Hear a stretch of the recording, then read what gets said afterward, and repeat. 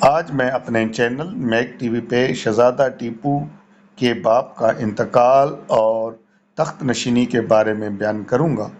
اس سے پہلے میں اپنے ان دوستوں سے گزارش کروں گا جنہوں نے ابھی تک میرے چینل میک ٹی وی کو سبسکرائب نہیں کیا، وہ سبسکرائب کر لیں اور بیل آئیکن کو دبائیں تاکہ روزانہ کی بنیاد پہ ان تک میری ویڈیوز پہنچ سکیں۔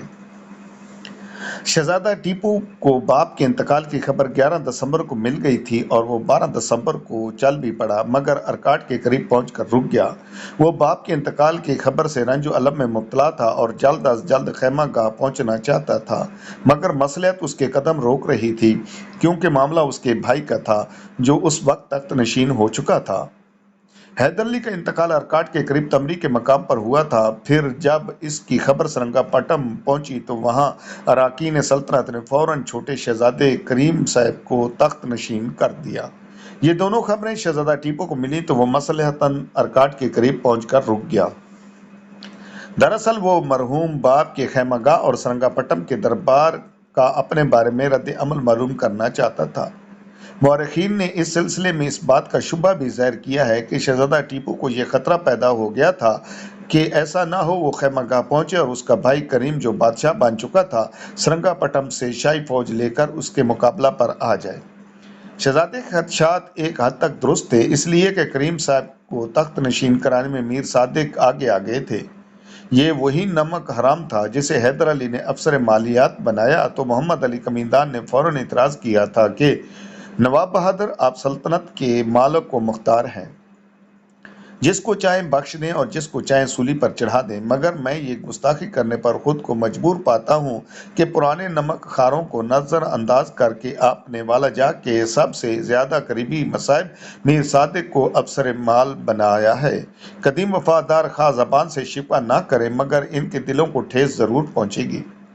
نواب بہادر اپنے وفادار سردار کے اس بے باکانہ مگر ایک سچے اعتراض پر چونک ضرور پڑے تھے۔ انہوں نے دل میں سوچا بھی ہوگا کہ واقعی انہوں نے پرانے وفاداروں کی حق تلفی کی ہے، مگر راج ہٹ تو راج ہٹ ہی ہوتی ہے۔ چنانچہ انہوں نے فوراً بات بنا دی تھی کہ محمد علی کوئی بات نہیں، میں اپنے وفاداروں کو اس سے بہتر عہدے دوں گا، مگر اب میں میر صادق کو افسر مالیات بنا چکا ہوں، اسے بغیر کسی وجہ کے معزول کر دینا کسی طرح مناسب نہیں۔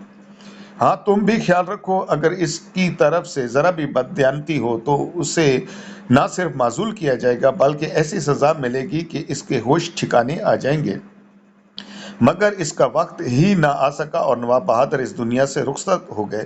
اب ان کی جانشینی کا مسئلہ الجھ گیا تھا۔ جب سرنگا پٹم کے امراء کو معلوم ہوا کہ شہزادہ ٹیپو ارکاٹ کے قریب ٹھہر گیا ہے اور وہ نواب مرحوم کے خیمہ گاہ تک جانے میں پس و پیش کر رہا ہے تو وہ بہت فکر مند ہوئے۔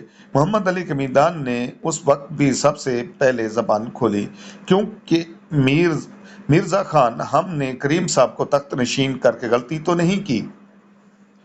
مرزا خان سب سے زیادہ پریشان تھے، کیونکہ میر صادق کے اس منصوبے کی اس نے سب سے پہلے تائید کی تھی کہ کریم صاحب کو وقتی طور پر تخت نشین کر دیا جائے تاکہ دشمنوں کو سازش کرنے کا موقع نہ مل سکے۔ سردار محترم مرزا خان نے اپنی صفائی پیش کی، اس وقت میں نے یہی مناسب سمجھا تھا کہ دشمنوں کی مخالفت سے بچنے کے لیے ہمیں فوراً شہزادہ ٹیپو کے متبادل کو تخت نشین کر دینا چاہیے، اس لیے میں نے افسر مالیات میر صادق کے اس منصوبے کی تائید کی تھی۔ بخدا میرے دل میں اس کے سوا اور کوئی ارادہ ہرگز نہ تھا۔ مرزا خان، اس کا یہ مطلب نہیں کہ میں اب پر شبہ کر رہا ہوں، جو غلطی ہونا تھی وہ تو ہو گئی۔ محمد علی قمیندان نے کہا، مجھے بتایا گیا ہے کہ شہزادہ بہادر نے اس بات کا اظہار کیا ہے کہ جب تک سرنگا پٹم کی فضا صاف نہیں ہو جاتی اس وقت تک نہ تو وہ ارکاٹ کے خیمہ گاہ میں داخل ہوں گے اور نہ ہی سرنگا پٹم آئیں گے۔ محمد علی بڑا صاف گو بلکہ منہ پھٹ سردار تھا، سچ بولنے کے معاملہ میں وہ حیدر علی خان کی بھی پرواہ نہ کرتا تھا۔ اس کے جاسوس نے اسے بتایا کہ شہزادہ ٹیپو کو سرنگا پٹم کے امراء کی نیتوں پر شبہ ہے، اس لیے اس نے اپنے قدم روک لیے ہیں۔ اس گفتگو کے وقت وہاں دوسرے سرداروں کے ساتھ وزیر مال میر صادق بھی موجود تھا۔ وہ محمد علی اور مرزا خان کی گفتگو سے اس نتیجہ پر پہنچا کہ انہیں کریم صاحب کی تخت نشینی سخت ناگوار گزری ہے اور ممکن ہے کہ وہ اسے معزول کر کے اپنی غلطی کا ازالہ کرنے کی کوشش کرے۔ اس صورت میں کریم صاحب کی تخت نشینی کی پوری ذمہ داری اس پر عائد ہو جائے گی۔ یہ سوچتے ہی وہ روحانسا منہ بنا کر بولا، سرداران گرامی، یہ غلطی تو مجھ بدنصیب سے ہوئی ہے۔ مجھے کیا معلوم تھا کہ حالات دوسرا رخ اختیار کر لیں گے۔ اس کا بہترین حل یہ ہے کہ اب میرا سر قلم کر کے شہزادہ ٹیپو کے حضور روانہ کر دیجئے اور ان کو مطلع کیجئے کہ وہ بدبخت انسان اب اس دنیا میں نہیں رہا جس نے ملک و ملت کے مفاد کی خاطر ایک غلط منصوبہ پیش کیا تھا۔ اور اس کے ساتھ ہی اس کی مکار آنکھوں سے جم آنسو برسنے لگے۔ مرزا خان نے آگے بڑھ کر اسے تسلی دی، تم فکر نہ کرو افسر مالیات، یہ غلطی تو ہم سب سے ہوئی ہے اور ہم سب مل کر اس کا تدارک کریں گے۔ تم نے بھلائی سوچ کے یہ مشورہ دیا تھا، اب ہماری قسمت کے اس کا اثر الٹا ہوا۔ محمد علی پر میر صادق کے رونے دھونے کا کوئی اثر نہ ہوا۔ اس نے مرزا خان کو مخاطب کیا اور کہا، مرزا خان، بہتر ہے کہ ہم اس سلسلہ میں شہزادہ ٹیپو سے گفتگو کر کے فوراً کسی نتیجے پر پہنچیں۔ مرزا خان نے تائید کی، میں آپ کے ساتھ ہوں سردار، چلیے شہزادہ کے پاس چلتے ہیں، یہ مسئلہ فوراً حل ہونا چاہیے۔ میر صادق نے ایک قدم آگے بڑھا کر محمد علی کے میدان کی چاپلوسی کی، آپ نے بالکل صحیح فیصلہ کیا ہے سردار، ہم سب کو فوراً شہزادہ بہادر کے پاس چلنا چاہیے۔ وہاں تم نہیں جاؤ گے میر صادق؟ کمیدان نے ترش لہجے میں کہا۔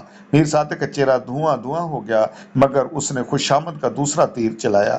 دیکھیے نا سردار، بات پہلے میں نے شروع کی تھی، میں شہزادے سے معافی طلب نہیں کروں گا تو سارا الزام میرے سر آ جائے گا۔ محمد علی کے میدان کی آواز میں کچھ زیادہ تلخی گھل گئی اور لہجہ تند ہو گیا۔ معافی ہم سب کو مانگنا ہے۔